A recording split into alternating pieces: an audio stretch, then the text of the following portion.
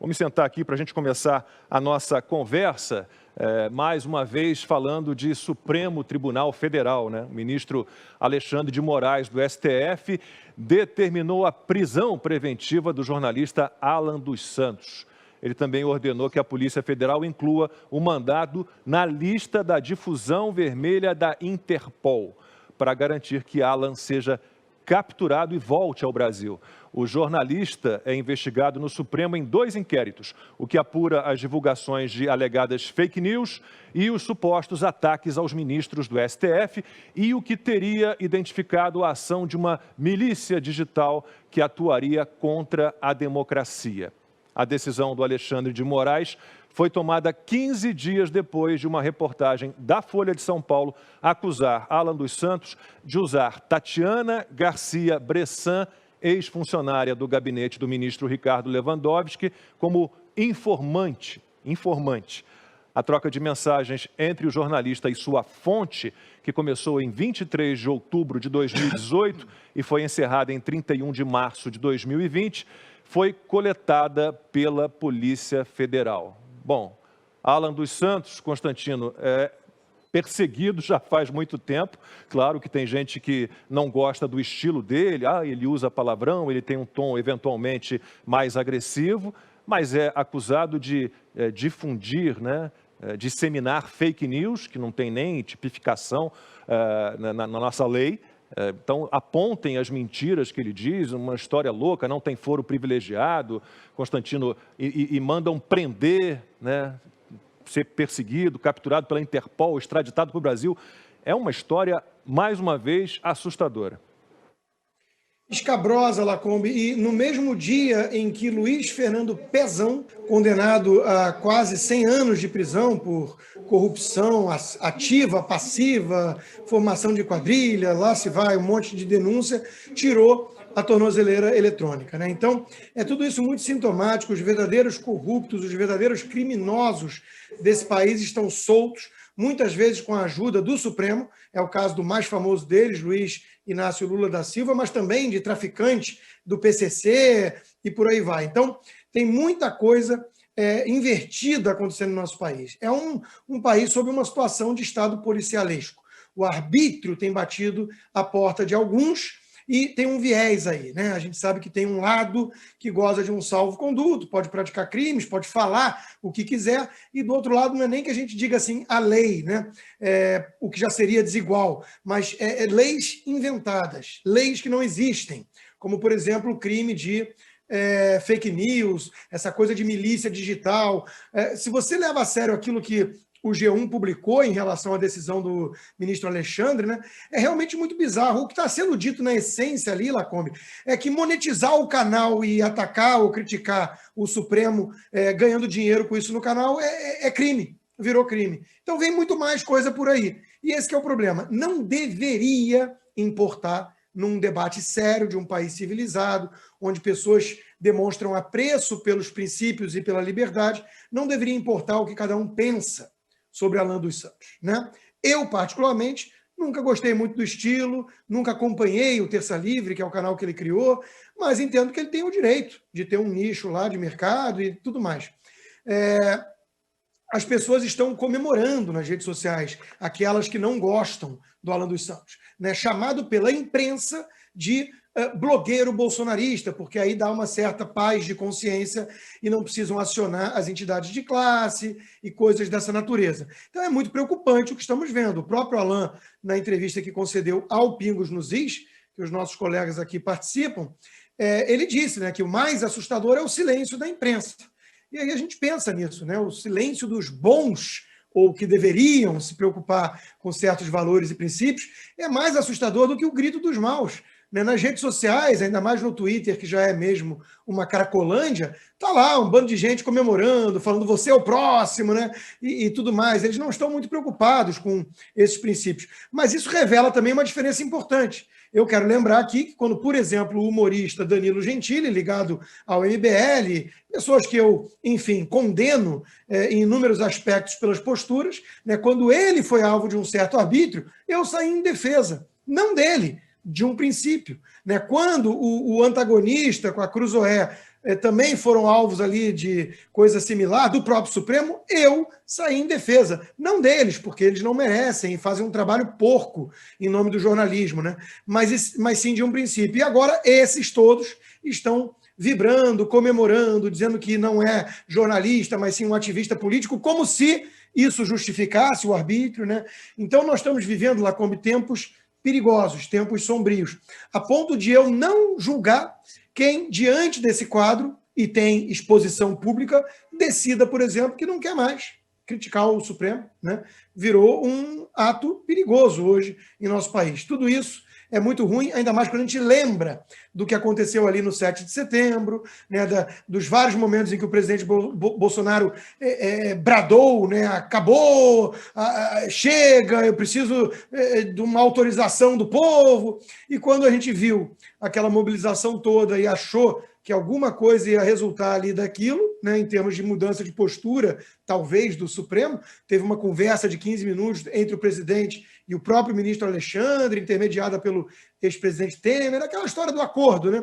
A gente vê esse tipo de coisa, a gente pensa que esse acordo aí parece que só um lado, né, cede, enquanto que o outro lado segue avançando em seu arbítrio. Então, de novo, é preocupante demais. Conversava eu com um juiz hoje mesmo, para entender melhor, e ele me disse uma coisa interessante. Ele disse, eu espero, do fundo do coração, ainda resta uma leve esperança, que dentro desses autos todos, que o advogado às vezes sequer tem acesso, o que já demonstra estado policialesco, né? Eu espero que tenha coisas ali, né, muito mais graves do que está vindo a público.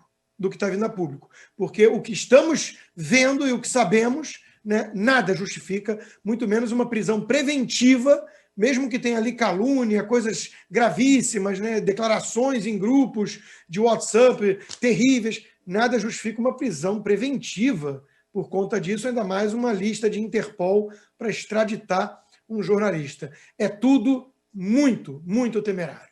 Ana, é como o Constantino falou, nós quatro aqui defendemos totalmente a liberdade de opinião, de expressão, livre pensar, e somos totalmente contra a censura, inclusive a censura a pessoas que pensam de forma diferente da nossa, né? Lacombe, inclusive, se eu não me engano, o último Direto ao Ponto, né, do Augusto Nunes, na Jovem Pan, alguns opositores do jornalista tentaram espalhar uma fake news de que o Augusto Nunes ele defendia o fascismo, porque ele disse, numa das falas, que até quem defende o fascismo tem a liberdade de expressão de defender o fascismo ou o comunismo, né? E foi exatamente esse o ponto que você tocou, né? Nós defenderemos sempre a liberdade de expressão, de defender ideias, até as ideias mais esdrúxulas, mais absurdas, né? Isso é a verdadeira liberdade de expressão, é a primeira emenda aqui nos Estados Unidos. E para injúria, calúnia e difamação, nós temos as nossas leis. Eu estava assistindo uma entrevista da doutora Tameia Danelon, né, professora aí de Direito Penal, e ela explicando que não há tipificação nenhuma no Código Penal sobre fake news e que a peça do ministro Alexandre de Moraes é uma peça muito vaga, é uma peça que não vai se sustentar e que existe, inclusive, um abismo, né, muito grande entre o pedido de prisão do Alexandre de Moraes e a aceitação desse pedido pela Interpol, né, por exemplo. Existe um abismo aí.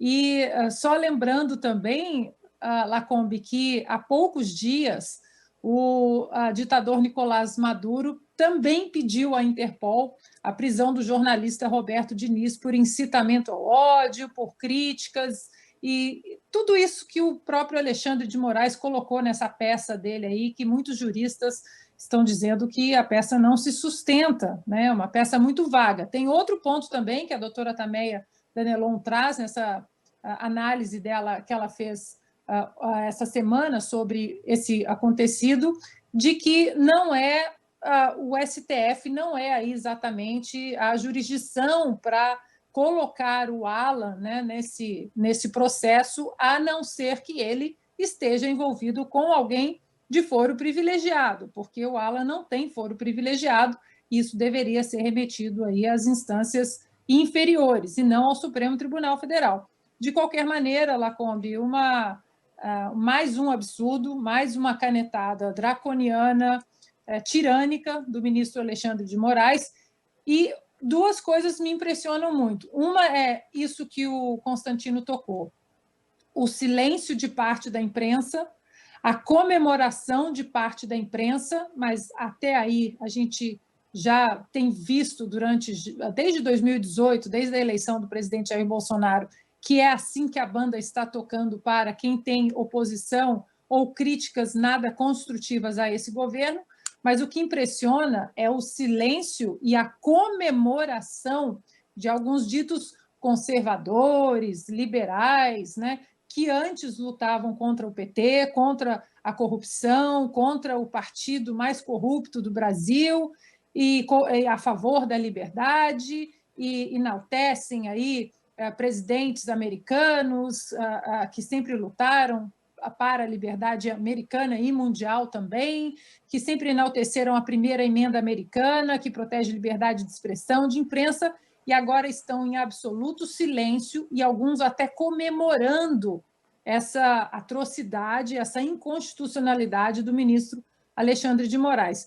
De novo, né? A pandemia colocou máscaras aí nas faces de todo mundo, mas muitas máscaras estão no chão, e principalmente em relação a esses ditos liberais e conservadores que, por não gostarem do trabalho do Alan dos Santos, e aí você tem o direito de não gostar, de julgar, de falar, não gosto da maneira como ele fala, como isso, como aquilo. Agora, aprovar uma medida dessa, para a gente ter uma ideia, até jornalistas completamente opostos aí ao Alan dos Santos, como o jornalista americano, que aqui nos Estados Unidos tem um perfil muito diferente do perfil que tem no Brasil, que é o Glenn Greenwald. Até ele saiu em defesa da fonte, do sigilo da fonte do Alan dos Santos, num texto recente, né, para você ver o nível de arbitrariedade do Alexandre de Moraes. E, no entanto, os nossos conservadores, que adoram ler Edmund Burke, estão em absoluto silêncio e uns até comemorando essa atrocidade. E o Augusto Nunes, que a Ana citou, escreveu um artigo definitivo na Revista Oeste, não nessa última, na anterior, sobre esse caso do Alan dos Santos, sempre tratado como blogueiro, nunca como jornalista, e a fonte dele tratada como informante ou como espiã, algo inacreditável. E, Fiuza, o STF ele consegue se superar nessa escala de absurdos, né? Inventaram aquele mandado de prisão em flagrante contra o deputado Daniel Silveira e agora acionam a Interpol, a Polícia Internacional, para capturar o Alan dos Santos e extraditá-lo para o Brasil. Baseado em quê? Em que crime? É muito difícil. O Supremo está baseado na sua atual prática, no seu atual modus operandi, que é sobrevoar as leis, sobrevoar as instituições. Esse jogo, infelizmente, Lacombe, não está sendo jogado só pelo Supremo Tribunal Federal. Esse jogo está sendo jogado por instituições no mundo inteiro, em várias áreas.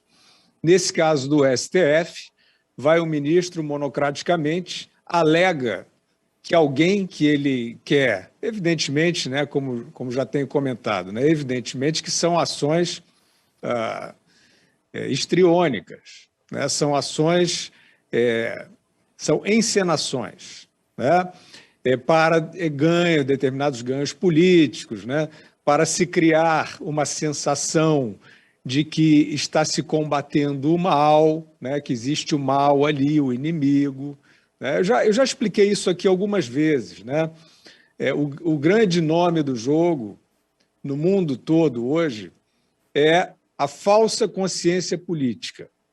É você criar a sensação de que tem alguém, e aí pode ser um negacionista, um terraplanista, todo esse álbum de figurinhas aí, de conceitos e tal. Você estabelece, então, que tem aqueles, e não tem unidade doutrinária alguma nisso, alguma. Né? Eu vou passar para a questão de saúde e a gente vai ver que não tem. Nesse caso, então, é você alegar que alguém que você escolheu para ser esse inimigo perfeito, está fazendo mal à sociedade, esse alguém atenta contra a ordem, que eram os argumentos conhecidíssimos dos regimes mais brutais e ditatoriais que nós já conhecemos na história, né? A ameaça de subversão, não tinha isso, o subversivo? Pois é, exatamente isso que está sendo feito em nome do direito, mas à margem, ao largo do direito, hoje no Brasil, pelo Supremo Tribunal Federal, não só por ele, mas ele está dando esse péssimo exemplo. E aí você alega, né, você alega que alguma coisa é fake news, você alega num desses inquéritos, por exemplo, tem uma construção subliterária de que determinados personagens compõem uma quadrilha que quer destruir o poder legislativo, o poder judiciário no Brasil, uma coisa assim realmente ginasial, né? Mas está lá. E qual é o problema? O problema é que é ginasial, mas não há o contraponto. E por que não há o contraponto? Porque existe o consórcio. O que nós chamávamos de imprensa, e inclusive nos orgulhamos, né, durante muito tempo, uma imprensa que era realmente o oxigênio da democracia, virou esse auto-intitulado consórcio, que é uma ideia, uma instituição degenerada, né, que é uma como é que eu vou dizer? É uma criatura, é uma excrescência, não é nada, na verdade, não é nem um partido político, não é nem uma máfia, podia ser uma máfia, né? Assume logo, pô, a gente está aqui numa máfia. A gente vai criar aqui uma doutrina, se você não entrar, a gente vai combater na propaganda, no direito e na força, e que é o que estão fazendo. Mas não tem essa assunção, né? É o consórcio que fica mentindo, né, com fake news de grife, criando vilões, criando inimigos, para criar esse clube de poder. Então, o Constantino recentemente fez uma analogia que eu acho simples e muito eficaz e muito inteligente, que é da parábola do rei está nu. Você precisa de um olhar inocente para ver, né, que aquelas supostas vestes exuberantes do soberano não existem, né? Que elas foram arbitradas por um senso comum adoecido e que o rei está nu. Nós temos procurado, eu acho, aqui no 4x4, e não que nós sejamos quixotescos ou nem queremos ser, mas é porque a gente está diante realmente de uma encruzilhada muito óbvia, muito tosca. Então, voltando ao início do pensamento, o Supremo Tribunal Federal está brincando de sobrevoar as leis, está brincando de desautorizar a instituição. Não interessa se é uma alegação fútil.